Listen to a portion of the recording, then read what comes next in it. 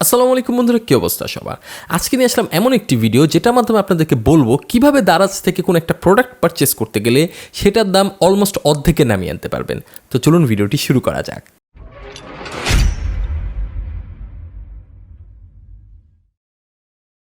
শুরুতে বলে নিই যে আমরা দারাজে অনেক সময় এমন কিছু প্রোডাক্ট পারচেস করি যেটা সঠিক নিয়মে অর্ডার না করার কারণে আমরা আসলে সেই প্রোডাক্টটার থেকে যে মূলত ডিসকাউন্টটা সেটা লুফে নিতে পারি না।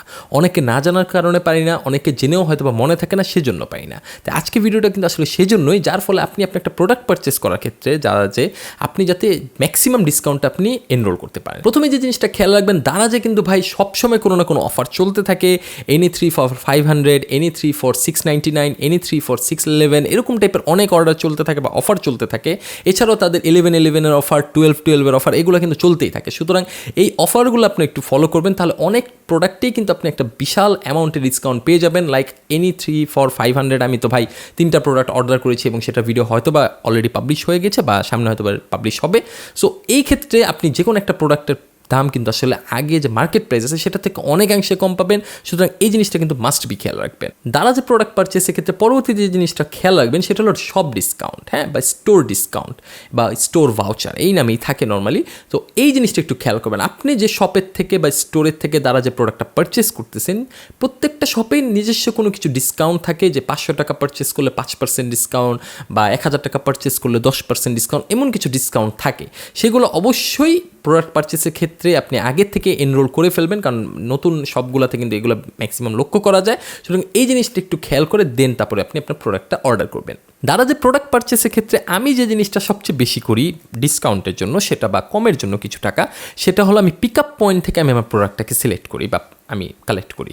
লাইক আমি যদি দারাজে একটা যে কোনো প্রোডাক্ট অর্ডার করি, সেটা ডেলিভারি চার্জ যদি হয় 50 থেকে 60 টাকা, আমি যদি যে কোনো একটা পিক আপ সেন্টার, অর্থাৎ আমার বাসার আশেপাশে বা আমার অফিস এরিয়ার আশেপাশে যে কোনো একটা পিক আপ সেন্টার থেকে আমি নিজে নর্মালি পায়ে হেঁটে যা সেটা পিক আপ করে নিয়ে আসি, সেক্ষেত্রে কিন্তু সেটার দাম হয়ে যায় 15 টাকা বা ডেলিভারি চার্জটা থাকে 15 টাকা, 10 টাকা এরকম থাকে। সুতরাং এক্ষেত্রে কিন্তু আমি মোটামুটি 40 থেকে 45 টাকা আমি সেভ করতে পারতেছি প্রত্যেকটা প্রোডাক্টের ক্ষেত্রে।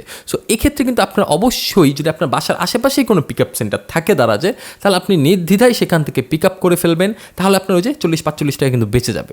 এক্ষেত্রে একটা অসুবিধা অনেকের ক্ষেত্রে হয় কি, এটাকে আসলে অ্যাডভান্স পেমেন্ট করে ফেলতে হয়, অর্থাৎ আপনি যে প্রোডাক্টের পারচেসটা করতেছেন সেটা পেমেন্টটা অ্যাডভান্স করে ফেলতে হয়, হোক সেটা বিকাশে, হোক সেটা আপনি অন্যান্য কোনো মাধ্যমে, মাস্টার কার্ড, ভিসা কার্ড, এগুলোর মাধ্যমে, বাট সেটাকে অ্যাডভান্স পেমেন্ট করে ফেলতে হয়। সুতরাং এই জিনিসটা হয়তো বা অনেকের কাছে একটু বিড়ম্বনা হতে পারে, বাট এটা যদি আপনি করেই ফেলেন, আপনি যদি একটা রেগুলার সেলার থেকে বারবার প্রোডাক্ট পারচেস করে থাকেন, এক্ষেত্রে কিন্তু আসলে আপনি যদি তার সেটা যদি ট্রাস্টেড হয়, তাহলে আপনি অ্যাডভান্স পেমেন্ট করে সেটা কিন্তু আসলে পারচেস করে ফেলতে পারেন, তাহলে দেখবেন অনেকাংশে টাকা কমে যাবে। এছাড়াও আপনি যে কোনো একটা প্রোডাক্ট পারচেসের সময় দেখবেন সেই কার্ডটাতে যখন আপনি যাবেন প্রোডাক্টটাকে চেক আউট করার ক্ষেত্রে, সেখানে দেখবেন প্রোমো কোড থাকে। যদি আপনি নির্দিষ্ট কোনো জায়গা থেকে প্রোমো কোড পেয়ে থাকেন দারাজের, সেখানে কিন্তু আসলে সেটা আপনি এনরোল করতে পারবেন। সো এই জিনিসটা একটু মাথায় রাখবেন। এছাড়াও কিন্তু আসলে কালেক্ট কয়েন্স যেটা আছে, দারাজে আমরা প্রোডাক্ট পারচেস করার সাথে সাথে কিন্তু আমরা কিছু কয়েন পেয়ে থাকি বা বিভিন্ন মারফতেও আমরা বিভিন্ন কয়েন পেয়ে থাকি, প্রতিদিন সাইন ইন করলে নির্দিষ্ট কয়েন দেয়, এরকম দেখবেন দারাজ অ্যাপে কিন্তু আসলে অনেক কিছু আছে যেগুলো হয়তো আমরা অনেকে জানি না। হ্যাঁ, সো